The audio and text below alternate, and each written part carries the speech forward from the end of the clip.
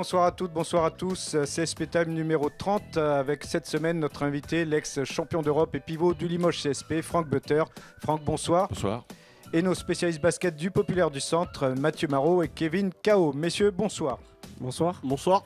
Dans ce quatrième quart-temps, alors on va peut-être un petit peu se répéter, revenir sur ce qu'on a déjà dit, mais malgré tout, on peut quand même se poser la question, même si le match de Gravelines décidera aussi de beaucoup de choses, est-ce que le ressort est cassé ou pas pour ce Limoges CSP ? Moi j'ai le sentiment qu'aujourd'hui, cette équipe, elle est morte.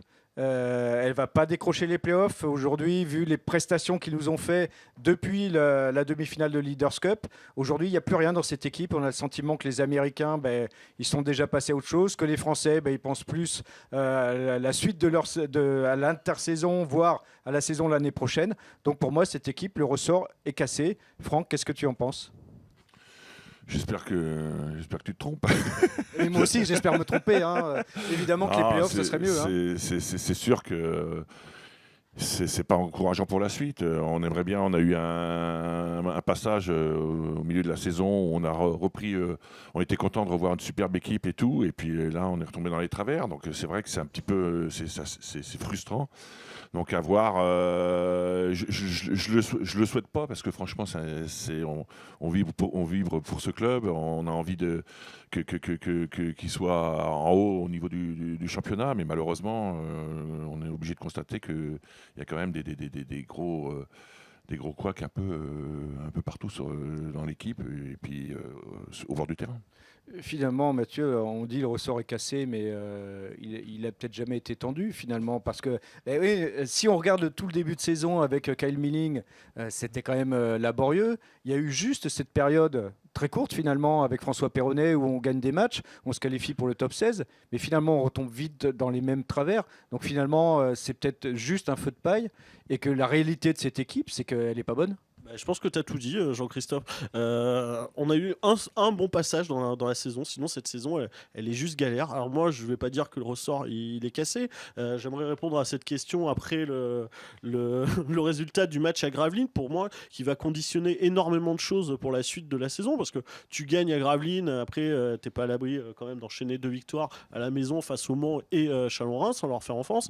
Tu perds. Là, par contre, ça va être très compliqué. Aujourd'hui, je ne vois pas vraiment comment le CSP va aller gagner à Gravelines après sa prestation indigeste ou indigne, je ne savais pas. Indigente aussi. Ouais, indigente, comme tu veux, choisissez.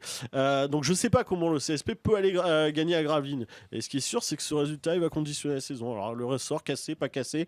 En tout cas, cette saison, elle est galère. Comme tu as dit, le CSP est inconstant. Tu n'as pas eu beaucoup de moments pour t'enflammer.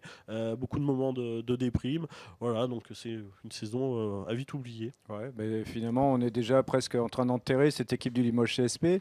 Kevin, moi j'ai envie de dire qu'il ne faut pas l'enterrer si vite parce que la description que tu as faite en préambule, c'était exactement la même qu'en début de saison, à l'époque de Kyle Milling, où on se demandait où allait cette équipe, ce qu'elle pouvait faire.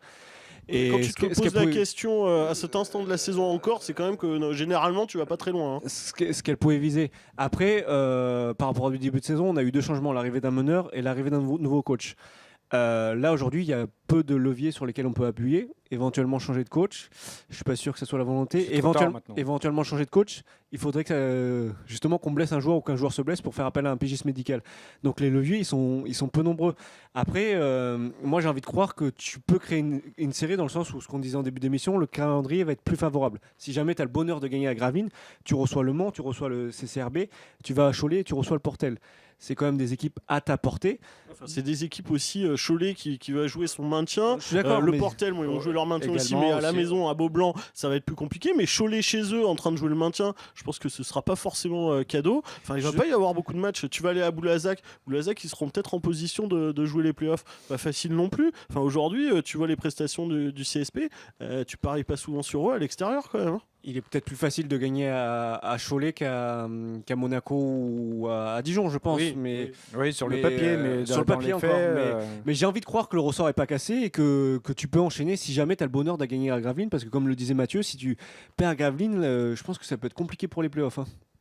Ouais, mais maintenant, même si le ressort n'est pas cassé, même si tu gagnes à Gravelines, tu arrives en playoff, si tu te Ah non, mais tu qualifies. feras rien. Parce que pour moi, les 6 premières places, voilà, encore une fois, elles sont quasiment verrouillées. Donc tu te qualifies en 7 ou 8. Tu vas prendre l'Asvel ou Exactement, tu Monaco fais un avec un tour peu de et chance, au revoir. voire Strasbourg. Exactement. Tu vas faire quoi? Bah, tu diras que tu es tombé face à une équipe plus forte, face à un budget plus fort. C'est un peu les excuses qu'on nous ressort depuis le début de la Ouais, saison. c'est génial ça. Et ce qu'on nous a sorti l'année dernière.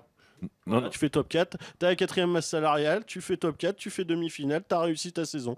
Tu fais en dessous, tu as raté ta saison, tu fais au-dessus, c'est un miracle. Mais ça marche pas comme ça. Mais T'as c'est le le discours droit qu'on aussi entend. dans le sport d'aller un petit peu au-delà du budget. Je crois que Dijon, ils y arrivent très bien tous les ans. Donc voilà, cette saison, elle est partie pour être galère jusqu'au bout. Oui, non, mais c'est clair. Je te rejoins. Parce que quand tu vois que tu finis, on va se qualifier, on accroche les playoffs. Ok, d'accord. On finit 8e, ok. On tombe contre Villeurbanne, on fait un tour, merci, au revoir. On se prend. Voilà, faut pas voir. Faut voir la réalité en face. Donc du coup, j'aimerais bien, franchement, je souhaite qu'ils aillent le plus loin possible, mais à un moment donné, il faut voir les choses en face. Il faut admettre ça. C'est difficile de l'admettre quand on voit une équipe qui est blessée comme ça. Donc, moi, je me dis qu'on se qualifie pour les playoffs ou pas. Moi, je pense qu'il faut surtout travailler déjà pour l'année prochaine et puis tenir compte de ce qui s'est passé cette année, de voir le pourquoi, le comment. Et puis, peut-être des choses à régler en interne, sûrement. Donc, mettre ça sur la table et puis de dire, bon, ok, on est tous dans le même bateau. Et je crois qu'actuellement, c'est pas ça. C'est que chacun tire la couverture à soi et on arrive à parler d'un Limoges CSP très, très affaibli. Donc, je pense qu'il faut que tout le monde soit conscient que le Limoges CSP représente beaucoup de choses pour beaucoup de gens. Il y a beaucoup de gens qui adorent ce club, moi le premier, mais à un moment donné, il faut en tirer les conséquences de ce qui s'est passé et puis avancer. Mais que ça serve à quelque chose, parce que malheureusement, on est souvent obligé de répéter tout le temps la même chose et qu'à Limoges, il se passe toujours des trucs nulle part ailleurs, je dirais. Donc c'est un petit peu gênant. Mais la réalité, c'est que vous l'avez dit tous, le ressort il est cassé, messieurs. Mais si, Il puisque y tient son vous ressort êtes en cassé. train de nous dire. Non, la on va- réalité, c'est toi, on je va pense, en- on va- qui l'a non, dit.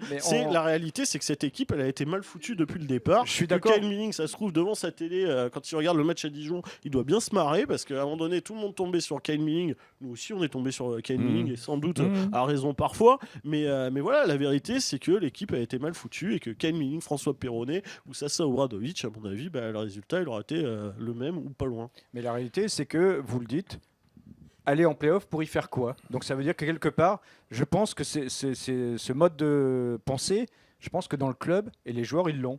Qu'est-ce qu'on va les foutre en playoff? Et donc, Non, voilà. parce que je pense que dans le club, ils l'ont pas, tu vois, parce que faire les playoffs ou pas faire les playoffs, c'est peut-être que de la financièrement, symbolique. c'est pas la même Ouais, chose. sans parler de financièrement, je pense qu'au niveau de la symbolique, c'est important. Tu rates les playoffs, ça veut dire quelque chose quand même. Ça veut dire que tu as vraiment bien raté ta saison. Ouais. Après, tu participes pour faire un tour, tu pourras dire, ah bah c'était pas génial cette saison. C'est comme à un moment donné, tu faisais la Coupe Cora, que tu te payais des déplacements à je sais pas Oui, on est combien, d'accord. à 5000 km après Moscou, tu étais content, le club était content de faire ça, tu dépensais un fric fou, ça te coupait les pattes pour faire le championnat et tout ça, et puis finalement, ça t'apportait rien du Oui, tout. mais je Mais suis tu avais d'accord fait la avec toi, Coupe Cora, tu avais fait un tour, merci, au revoir. Je suis Donc à un d'accord moment avec toi, donné, est-ce Franck. qu'il faut que. Voilà, moi, tu vois, il manque.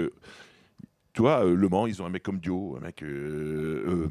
Antoine Eto'o Eto'o, pardon. Antoine Eto'o ouais. qui rentre dedans, qui nargue un peu et tout ça. À Pau, que tu le veuilles ou non, il y a Cavalière, voilà. Et ben voilà, nous manque pas grand chose. Enfin, je pense que. Je vais pas dire que c'est ça la solution, mais je veux dire, c'est ce qui apporterait quand même un plus, et peut-être que les mecs derrière, ils suivraient, et puis voilà.